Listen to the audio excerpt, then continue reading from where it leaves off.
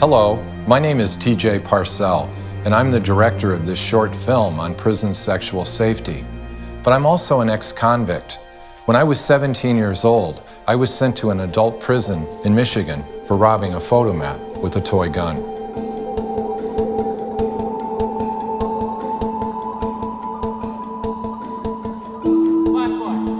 We recognize that coming to prison can be an overwhelming experience for anyone, but especially if it's your first time. It was shocking. I really didn't know what to expect. It's scary. You're stripped of everything. You have to shower with the delicing and, they shove things at you. You sign here, sign there, and then you just get, locked in a cell. At 17 years old, I was young, naive, and I weighed 158 pounds. I didn't last 24 hours in general population before a group of inmates spiked my drink with Thorazine and then lured me into an empty cell. I was gang raped. I'm telling you this because I don't want this to happen to you. I was in prison over 30 years ago, and things have changed a lot since then. The purpose of this video is not to scare you, but to help you do your time more safely. In the making of this film, we spoke to dozens of current and former inmates. We wanted you to hear from the experts, the men and women who have served their time in New York State. My name is Anthony J. Annucci, and I am the Acting Commissioner for the New York State Department of Corrections and Community Supervision. I want to talk to you today about an important federal law called the Prison Rape Elimination Act. The inmates, the officers, and the staff that you see standing behind me have all agreed to talk to you openly and honestly about the law, how to avoid sexual abuse, what to do if you are sexually threatened or abused, and the investigation process. I want to personally communicate to you that New York State has a zero-tolerance policy for sexual abuse and harassment. What that means, very simply, is this: even one incident of sexual abuse or harassment is one too many.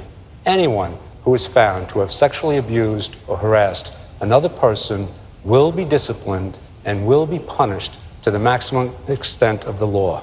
In conclusion, let me assure you the department wants to do everything within its power to provide you with a safe and humane confinement while you are serving your sentence of imprisonment. Thank you, and stay safe.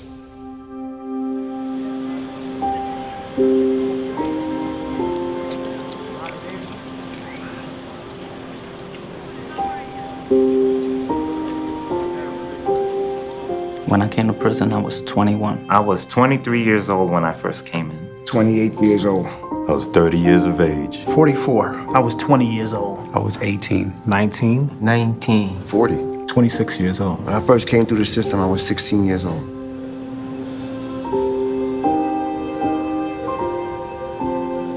People deal with incarceration in different ways, but fear for a new person is probably the single factor, because people want to survive and no one wants to be victimized. For a young person who's not street smart, coming into this situation, it's a culture shock. I had never been incarcerated before, so I was a newbie. I was scared to death. The stories that I had heard, people being robbed and the chaos that was taking place and, the stabbings. And so all of that type of information scared the life out of me. A lot of guys, looking at you and trying to read you out and stuff of that nature. So I was kind of scared when I first came to prison. And I have a feminine voice with feminine attributes, even though I'm, a straight male. So I feared that I would have problems. I've heard so many stories about prison. Scary stories. I was more afraid of the things that I've heard about prison. When we're down there in the Rock, we want to tell war stories, and we want to, a guy wants to sit and listen, and all the war stories are not always good for the heart. I didn't know what to expect. All I'd seen stuff on TV, and I just knew that I didn't want to be a victim. Initially, when I first came into prison, I was afraid to an extent, and the way I handled my fear was to be very aggressive. Many other people, they're afraid too. That's the reality. Okay, everyone that they see that they think, are looking real mean and rough and tough, when they go behind them cells, when they closes that cell door at 10 o'clock at night, they're crying, they're, say, phew, I got through that day. For me, everybody was a predator. That's how I viewed everybody. My motto back then was trust nobody and proceed with caution. There was many young people coming through the facility, and they was the ones that was mostly getting approached by individuals that might prey on them for sexual advances or what have you. When I first came to jail, this is 1979, 1980, 1981. Times was much more different. A lot of extreme violence. There was rape. Today we don't see that much of it, but it happens. It's more disguised in friendships. A bunch of guys grabbing you and throwing you in a cell and raping you. Those days, thankfully, that's the past. Subtle manipulation is what's prevailing today. Guys not just punching you in the face and pulling down your pants today. It's a process of maybe deception and trickery and manipulation and peer pressure. As far as, that whole image of, 10, 15 guys jumping in the shower, doesn't really happen nowadays. It's more of a mental manipulation where they gradually groom you. I was looking out for that person that they called Bubba. And today, almost 18 years later, I realized that in fact is a misconception. Predators, believe it or not, come in all shapes, sizes, races. They listen to all different genres of music. Predators look like us.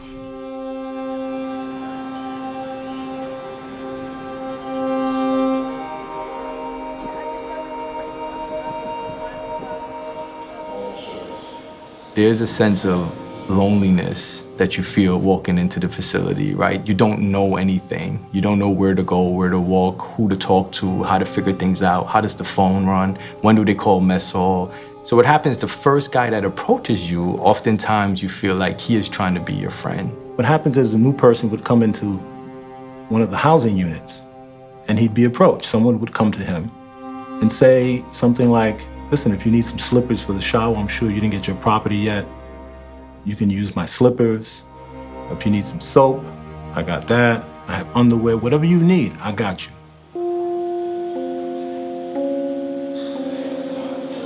The first trap I fed into was when they said, excuse me, don't I know you? Where you from? And as soon as I said, oh, I'm from the Bronx, right away, oh yeah, you my homeboy, I know you, da da da da da.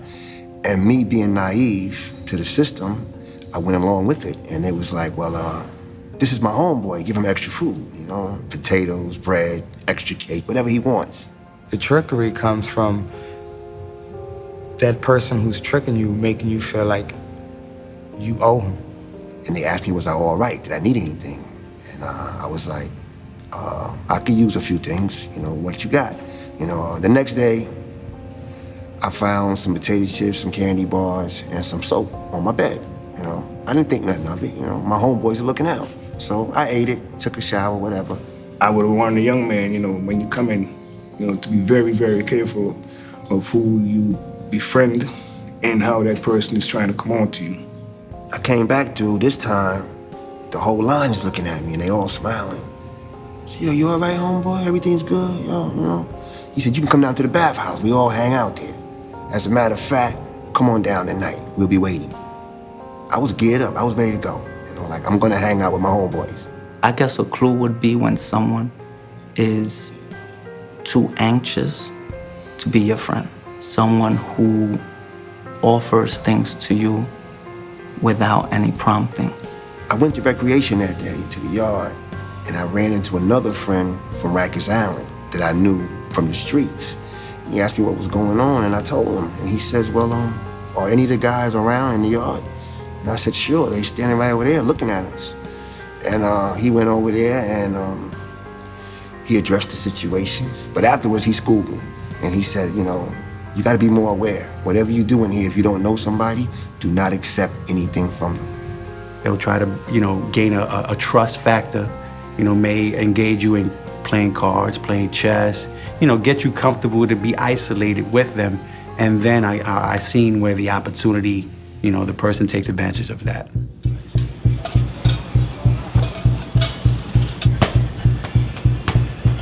Working out is part of prison life, but you need to be smart about what you're doing on the weight pile.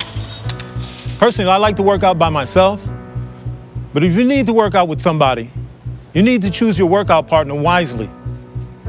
Predators can come in many forms and come at you from many different angles, so you need to be aware of what you're doing at all times and stay safe. These are strong guys, right? So you might see them in the gym, you know, you might be working out and things of that nature, and you might want the body they got, the physique they got. They like to spot you from the back, hold on to your waist. A spotter should be giving you some space. A predator is gonna attempt to invade your space. He's gonna get his leg over you, he's gonna come out, and he's probably gonna get his private area into your comfort zone. That's a negative. You see that happening, pull back, express your discomfort, address it, and it's all right to have boundaries. You might have a person that like to do what we call legs or every week, all day, and 5 days out the week. We know that's not what you're supposed to do. Legs you do maybe once or twice a week. If a guy's getting too touchy-feely, then you need to do something about it. If you feel uncomfortable, say something. These are some of the signs that maybe you need to find another workout partner. What specific advice would you give to a new inmate coming in for the first time? Initially, trust no one, because I believe that trust is something that's earned. A lot of guys would say don't trust nobody, but looking back for me, I don't think that's healthy. I would just say that trust has to be earned. You have to be careful in who you befriend and who you let in. And even something as simple or as small as opening that door, you don't know what door you can open to that or what their intentions are. Don't share intimate information with somebody. Guard your privacy vigilantly from your letters, information about your family, your personal photographs, conversations about your relationship with families, particularly problems, or maybe your sexual history or orientation. Choose somebody, preferably somebody that's coming in with you, that's new with you, that's also inexperienced. Whether they're street smart or not is irrelevant, but who's new to the environment with you. And create a little bond. It doesn't have to be nothing personal or serious, just somebody that we came through together.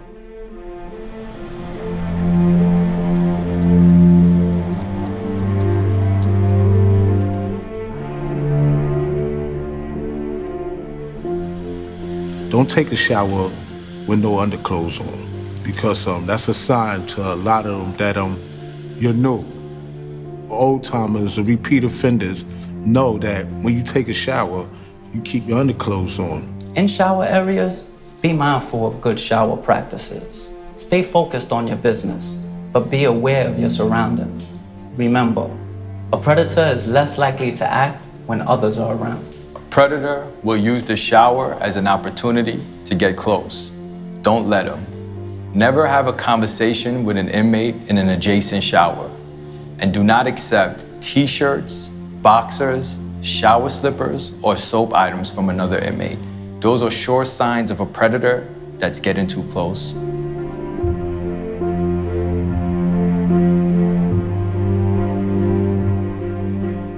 Most people that are afraid, either they come in very loud, make people think they're tough, or they come in trying to fit in right away. Oh, can I cook with you? Can I do this? Can I sit here at this table? Like, they're trying to join something where they can be protected. Or they join a gang, or they become a Muslim, you know, anything for protection. It's all right to be yourself and to not feel as though you have to portray a certain image. The more comfortable you are being who you are, the less likely someone else is going to be able to manipulate or turn who you are into something you don't want to be. Don't try to be something or somebody you're not. that would minimize you bringing attention to yourself unnecessarily. If you try and pretend that you're a tough guy and nothing affects you, they can tell if you're being phony. Let's say, for example, if somebody bigger than you kind of a skinny guy, you come in, you think you're trying to be this hardened look, but you really don't have it, right? But another bigger guy, it comes in your presence, your instincts tell you, okay, like, look, you need to get away from this guy.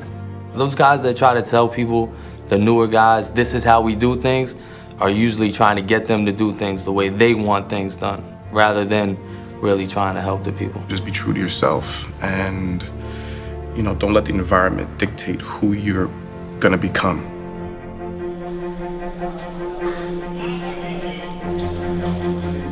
What would you tell a new inmate what to look for in terms of figuring out whether someone is safe or not? I would tell him to hang out with the old timers for a while and observe. You're gonna be around these people for some time, and before you engage or you tend to befriend anyone, observe them and see who they are. And you gotta see them with their friends and how they are. How they treat other people is who they really are. How people treat them is who they really are. We do have some good people in here, even though we have bad people as well. Take your time, fall back, okay, and observe what's going on around you all the time. I remain cautious at all times is because I can control me, but I can't control you. Nothing's free in here. Somebody offers you something, what is the reason? Is he just being a kind soul, or is he trying to buy you? If you need something, go to the Bubble, go to the CO. If you need toothpaste, go to the CO. If you need soap, go to the CO. Someone offers you soap, I'm good. Predators play a lot of tricks. They got pulled because they've been there a long time. You might find a pack of cigarettes or some candy bars, something on your bed. Don't eat it. Take it off your bed, put it in front of your cell, and just leave it as it is. Because if you take that, that can be a debt that you can't pay back. It might cost you $1,000. That candy bar could cost you $1,000. And if you can't pay back the debt, then they want other things. Lay low, stay out of trouble, you'll be fine. You have to trust your gut instincts. Do not gamble and do not use drugs. People in here are sharks, and the ones that don't know how to gamble are guppies. You think you know how to gamble, but you don't know you're being set up. And once you get in debt, then you have to pay off, one way or another. Drugs can also play a role in encouraging a person to make poor choices.